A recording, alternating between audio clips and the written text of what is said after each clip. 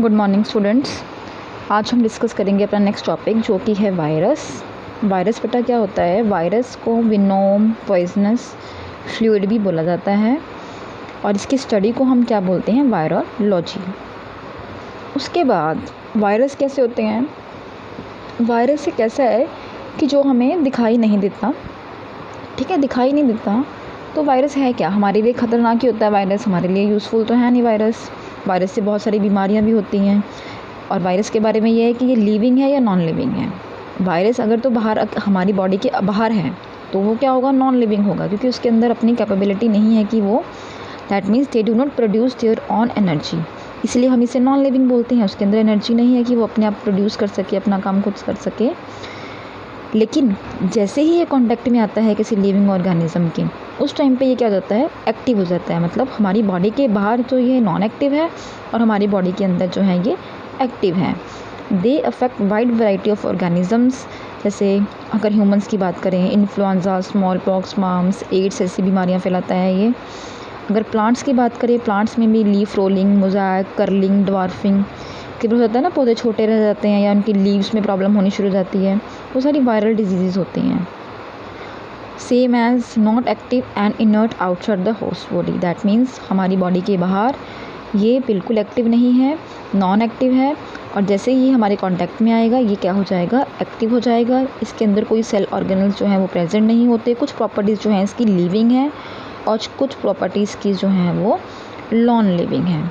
तो वायरस में हम एक एग्जांपल करेंगे एड्स वायरस का, जो आपके सिलेबस में भी है कि एड्स वायरस क्या है। एड्स वायरस जो है वो क्या है? एक रेट्रोवायरस की ही एक टाइप है। रेट्रोवायरस क्या होते हैं? रेट्रोवायरस एक आरएनए वायरस होते हैं। आरएनए क्या होता है बेटा? राइबो न्यूक्लिक एसिड, इसकी फुल फॉर्म है आरएनए की। तो ये आरएनए वायरसेस जो होते हैं वो क्या होते हैं? इंसर्ट करते हैं अपने डीएनए कॉपी को in the host cell. That means जैसे ही ये वायरस हमारी बॉडी के अंदर जाएंगे, इनकी जो जीनोम होगी, डीएनए की कॉपी होगी, वो ये कॉपी हमारे जो डीएनए की कॉपी हमारे जो जीनोम होंगे उसके साथ जो है वो उसमें डाल देंगे होस्ट सेल में। तो उससे क्या होगा? हमें प्रॉब्लम आनी शुरू हो जाएगी।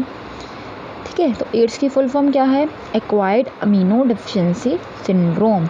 एड्स जो है वो एक बीमारी है और जो ये एड्स जो बीमारी है ये किससे फैलती है? HIV वायरस से, जिसकी फुल फॉर्म है human immuno deficiency virus. Immuno deficiency का मतलब समझ आ ही रहा होगा कि जो हमारी इम्यूनो डेफिशिएंसी, इम्यून सिस्टम है, उसके जो उसके अंदर डेफिशिएंसी हो रही है। दैट मीन्स उसके काम करने की जो शक्ति है, ताकत है, वो ख़त्म हो रही है धीरे धीरे। अगर हम इसकी बात करें इसके स्ट्रक्चर्स की, इसका जो स्ट्रक्चर होता है एड्स वायरस का, HIV वायरस का, उसके अंदर वो कवर होता है 2 लिपिड लेयर्स के साथ।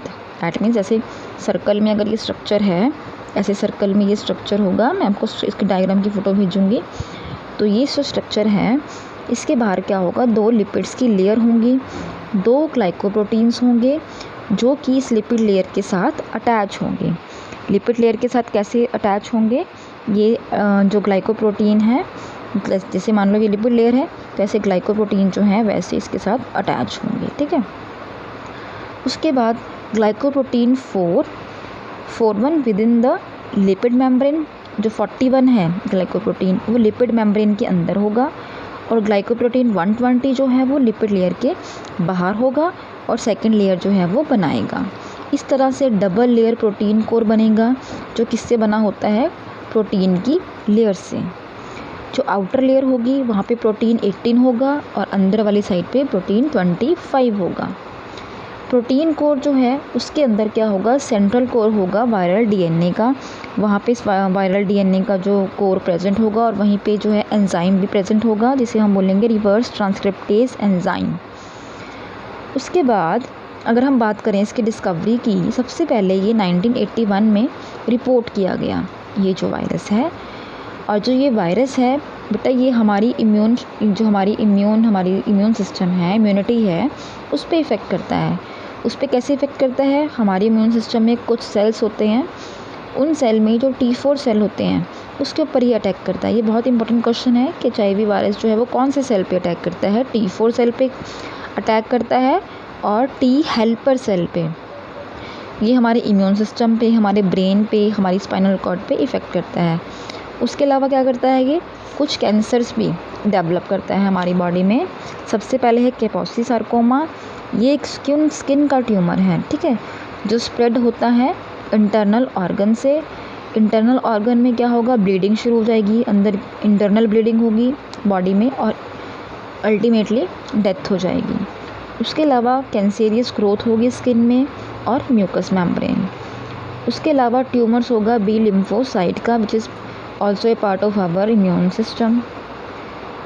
बेटा इसका जो इंक्यूबेशन टाइम है वो क्या होता है, 3 to 10 ईयर्स। इंक्यूबेशन पीरियड का क्या मतलब है कि इनकी अगर किसी इंसान को मान लो एड्स है, ठीक है, तो वो पता लगने में कम से कम 3 साल भी लग सकते हैं, 7 साल, 8 साल, 9 साल, 10 साल। तो उसके अंदर बीमारी तो होगी इंसान के अंदर, लेकिन पता नहीं लगेगा। मतलब धीरे धीरे धीरे ये हमारा इम्यून सिस्टम है उस पर इफ़ेक्ट करेगा और हम बीमार रहना शुरू होंगे।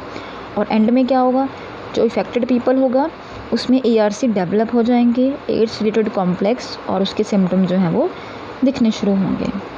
और होगा क्या, T हेल्पर सेल्स जो है उनका जो नंबरिंग डिक्रीज़ हो जाएगा, लिम्फ ग्लैंड जो है वो स्वॉलन हो जाएंगे।